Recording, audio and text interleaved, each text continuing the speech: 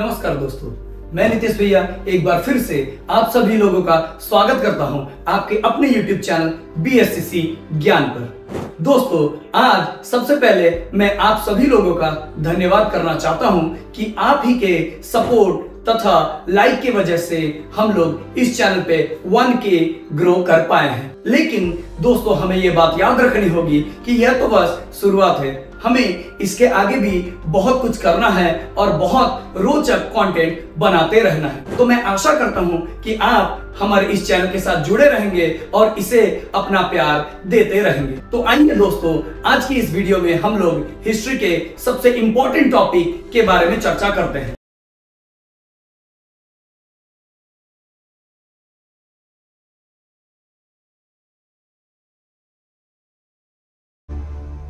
दोस्तों, आज का ये टॉपिक क्लास 12 तथा कॉलेज के स्टूडेंट के लिए बहुत इंपॉर्टेंट हो सकती है। इसीलिए सभी विद्यार्थी इस टॉपिक को ध्यान से सुनिएगा और समझने की कोशिश कीजिएगा। हो सकता है आपको इस वीडियो में ऐसी रोचक जानकारी मिले जो आपने कभी पढ़ा ही ना हो। तो आइए आज का यह टॉपिक शुरू करते हैं। आज के इस वीडियो में हम लोग उपनिवेशवाद तथा साम्राज्यवाद के कारण के बारे में विस्तार से चर्चा करने जा रहे हैं। दोस्तों, उपनिवेशवाद को अंग्रेजी में कोलोनालाइजेशन कहा जाता है, जो लैटिन भाषा के शब्द कोलोनिया या फिर कॉलोनी से बना है। साधारण भाषा में यदि कहा जाए तो जब किसी देश के कुछ नागरिक दूसरे देश में जाकर निवास करने लगते हैं और धीरे धीरे पूरे देश पर कब्जा करके उस पर शासन और शोषण करने लगते हैं, इसी प्रक्रिया को उपनिवेशवाद कहा जाता है। वहीं साम्राज्यवाद इसका उलट होता है।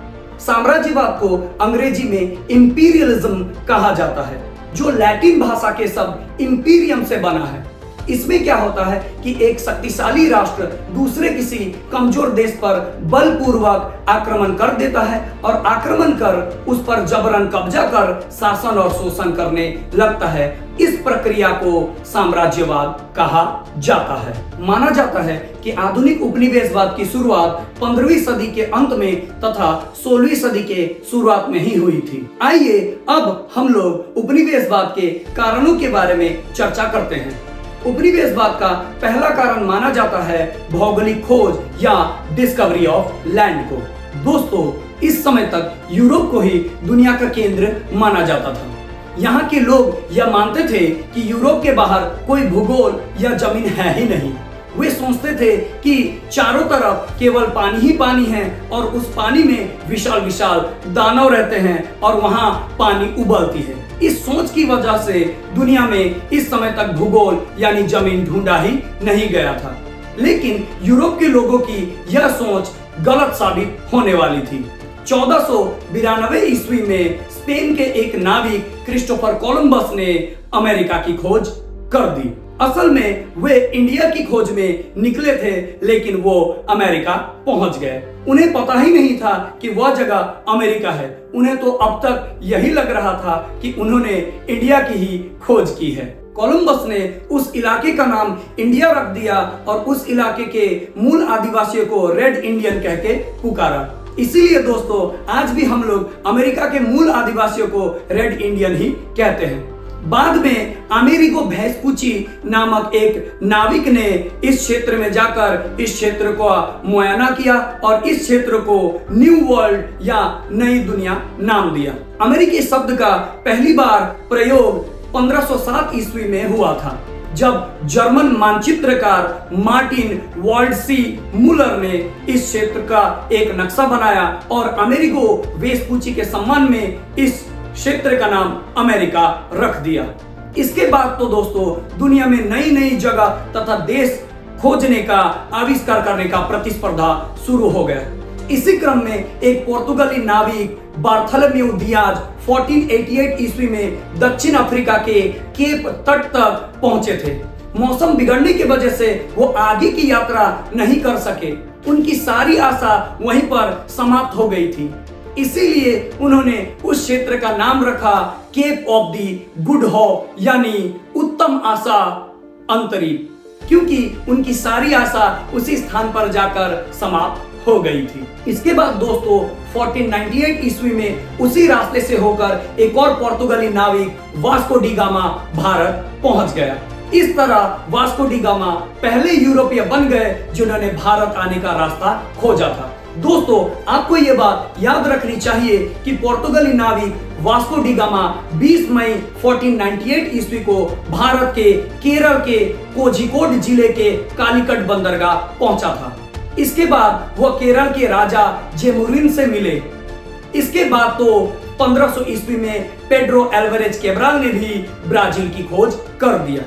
इसी तरह यूरोप के देशों को दुनिया के बाकी देशों के बारे में पता चला। उन्हें पता चला कि न सिर्फ दुनिया के बाकी हिस्से में बहुत सारे देश हैं और वो देश बहुत ज्यादा धन संपन्न यानी अमीर देश भी है। इस तरह से यूरोप के देशों के मन में उन देशों का धन दौलत देखकर एक लालच पैदा होने लग गया। दोस्तों, उपनिवेशवाद का दूसरा मुख्य कारण था आर्थिक लूट। जब यूरोप के देशों को यह पता चला कि एशिया और अफ्रीका के देशों के पास बहुत सारा धन दौलत तथा नेचुरल रिसोर्सेज भरपूर मात्रा में है, तो यूरोप के इन देशों के मन में एक लालच पैदा हो गया। अब ये यूरोप के देश किसी भी कीमत पर एशिया और अफ्रीका के देशों से उनका धन दौलत लूटना चाहते थे। इसीलिए यूरोप के देशों ने जबरन या फिर बहला फुसलाकर या फिर अपने आर्मी के द्वारा उन देशों पर कब्जा किया और उनका धन दौलत लूटना शुरू किया। उपनिवेशवाद का एक और मुख्य कारण था धर्म प्रचार। यूरोप के देश एशिया और अफ्रीका में तथा पूरी दुनिया में ईसाई धर्म का प्रचार करना चाहते थे। इसीलिए उन्होंने एशिया और अफ्रीका के देशों को कब्जा किया ताकि वहां के लोगों को वो लोग जबरन ईसाई धर्म का प्रचार कर सके और ईसाई बना सके।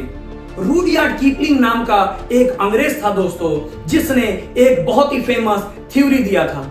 उसका कहना था कि यूरोप के गोरी चमड़ी यानी व्हाइट स्किन वाले लोगों को ईश्वर ने इसलिए इस धरती पर भेजा है ताकि यूरोप के वे गोरी चमड़ी वाले लोग एशिया और अफ्रीका के काले और असभ्य लोगों को सभ्य बना सके।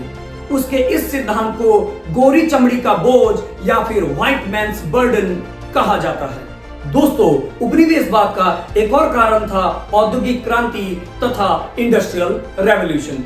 18वीं सदी में सबसे पहले औद्योगिक क्रांति की शुरुआत ब्रिटेन में हुई थी, यानी अब वहां सभी उत्पादन मशीनों के द्वारा होने लगी थी, जिससे यूरोप के पूंजीपतियों के पास बहुत सारा उत्पादित सामग्री यानी सामान जमा हो गए थे। ये पूंजीपति मालिक अपने सभी उत्पादित चीजों को महंगे दामों पर कहीं पर बेचना चाहते थे और अधिक से अधिक मुनाफा कमाना चाहते थे।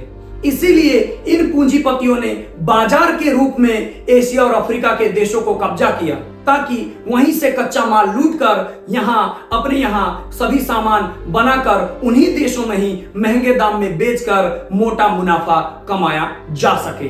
दोस्तों, उपनिवेशवाद का एक और मुख्य कारण था जनसंख्या वृद्धि। इस समय यूरोप में तेजी से जनसंख्या वृद्धि हो रही थी, जिससे यूरोप के कई देशों की सरकार बहुत चिंतित थी। वो ये बढ़ी हुई जनसंख्या को कहीं पर व्यवस्थित करना चाहते थे। इसीलिए यूरोप के देशों ने तथा सरकारों ने एशिया और अफ्रीका के छोटे बड़े देशों को कब्जा करना शुरू किया ताकि अपने यहाँ के बढ़े हुए जनसंख्या को वहां पर रखा जा सके और उन्हीं देशों का शोषण करके अपने देश का विकास किया जा सके। तो दोस्तों, आपको उपनिवेशवाद का यह कारण कैसा लगा हमें कमेंट में जरूर बताएं और भी नई नई जानकारी के लिए हमारा चैनल जरूर चेक करें।